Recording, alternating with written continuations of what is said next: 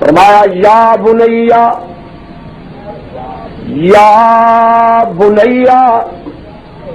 او میرا بیٹا، بنائی میں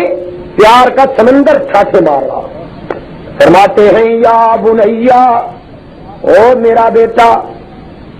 ارکب معنا، آ جا میری کشتی دے، میرے بیڑے پہ سوار ہو جا، خدا کا عذاب آنے والا ہے. ولا تکن مع الکافرین، کفار کے ساتھ نہ ہو، برباد ہو جائے گا. بیٹا کہتا ہے ابا جی کیوں، خیریت تو ہے. حضرت نوح علیہ السلام فرماتے ہیں بیٹا خدا کا عذاب آ رہا ہے پانی کی شکل میں. نوح کا بیٹا کہتا ہے ابا جی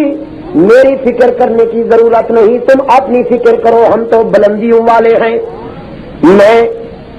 پہاڑ پہ چڑھ جانے کا پروگرام بنا رکھا ہے میں اپنے تمام صوبائی اور مرکزی گنڈوں سمیت نتھیا گلی پہ بیٹھ جاؤں گا، مری کی چوٹی پہ چڑھ جاؤں گا، اور پھر اپنے خدا سے کہنا کہ پانی کو وہاں بھیج کر دکھائے. ابا جی پانی تو ہمیشہ نشیب میں چلا کرتا ہے، پانی تو ہمیشہ اس مقام پہ چلتا ہے جو نیچے ہو. ہم اوپر چڑھ جائیں گے وہاں پانی کیسے آئے گا؟ روشن ضمیر نبی فرماتے ہیں بیٹا وہ پانی نشیب میں، وہ پانی نچلی جگہ پہ چلتا ہے جو اپنی مرضی کے مطابق چل رہا ہو، اور جس پانی کو خود خدا چلائے وہ نشیب سے پہلے فراز پہ اور نچلی جگہ سے پہلے بلندیوں پہ پہنچا کرتا ہے. آج کا پانی لا عاصم اليوم من امر اللہ، آج اللہ کے عذاب سے کوئی نہیں بچ سکے گا سوائے اس کے جس پہ اس کی نظر کرم ہو جائے، اور اس کی نظر کرم ان پہ ہوتی ہے جو اس کے نبی کے غلام بن جایا کرتے ہیں. آ جا میرے قدموں میں، آ جا میری کشتی میں، آ جا میرے سفینے میں، بچنا ہے تو یہاں آ جا. بیٹا کہتا ہے مولوی جی جاؤ تسی اپنی گل کرو، ساری فکر کرنے کی ضرورت ہے. رب کریم نے فرمایا پیو پتر دے درمیان یہ گل بات جاری سی کہ وحال بینہم الموج، پانی موت کا رقص کرتا ہوا آ گیا، بل کھاتا ہوا، سر پٹکتا ہوا، اٹھتا اور بیٹھتا ہوا، طوفان کی شکل اختیار کر کے. وحال بینہم الموج فکان من المغرقین،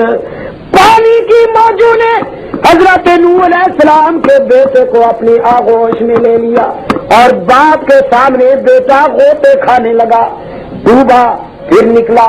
بچاؤ کی آواز بلند کی. قرآن پاک نے فرمایا کہ نادا نوح ربہ،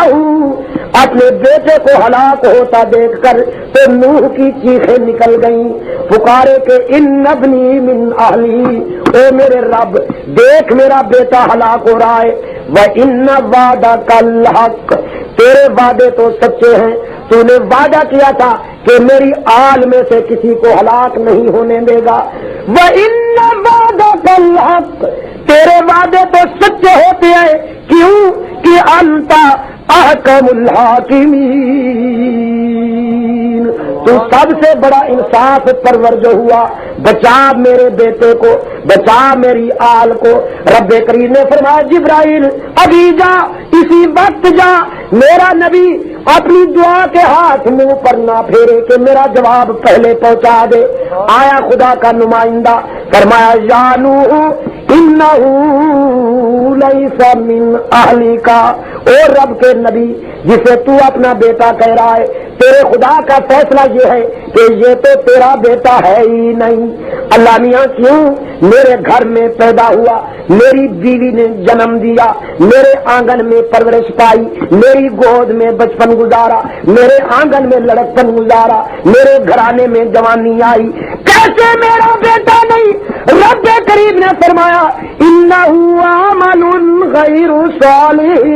او میرا نوح انسانی نسل نطفے اور خون کی بنیاد پہ نہیں چلتی بلکہ عقیدے اور کیریکٹر کی بنیاد پہ چلتی ہے. تیرے بیٹے نے تیرا عقیدہ قبول نہ کیا، تیرے بیٹے نے تیرا کردار قبول نہیں کیا اور میں نے اس کا نام تیری برادری کی لسٹ سے ہی خارج کر دیا، تیری فیملی کی لسٹ سے ہی خارج کر دیا، لہذا لا تسألنی اس کے بارے میں سوال نہ کر، ما لیس لک بہ علم، جس راز کا تجھے پتہ نہیں اس کے بارے میں لب کشائی کی بھی اجازت نہیں بتاتا تو کنعان کے کنویں میں پڑے ہوئے یوسف کی اطلاع یعقوب کو نہیں دیتا، ٹھیک ہے کہ نہیں؟ اگر حضرت یعقوب کو پتا ہوتا کہ میرا لال کنویں میں موجود ہے، رونے کی کوئی وجہ تھی؟ بولو نا، رونے کے بجائے فوراً کنویں کے کنارے پہ پہنچ جاتا اللہ کا نبی اور فوراً اپنے لال کو کنویں کی گہرائیوں سے نکال کر سینے سے لگا لیتا کہ نہیں بتا رہا۔ کنان کے کنویں سے نکل کر حضرت یوسف مصر کے بازاروں میں پہنچا، مصر کے بازاروں سے نکل کر عزیز مصر کے گھر میں پہنچا، پھر جیل کی کوٹڑیوں میں پہنچا، پھر جیل کی کوٹڑیوں سے نکل کر تخت مصر کا وارث بن گیا، اور ادھر حضرت یعقوب قرآن پاک نے فرمایا وَابْيَضَّتْ عَيْنَاهُ مِنَ الْحُزْنِ،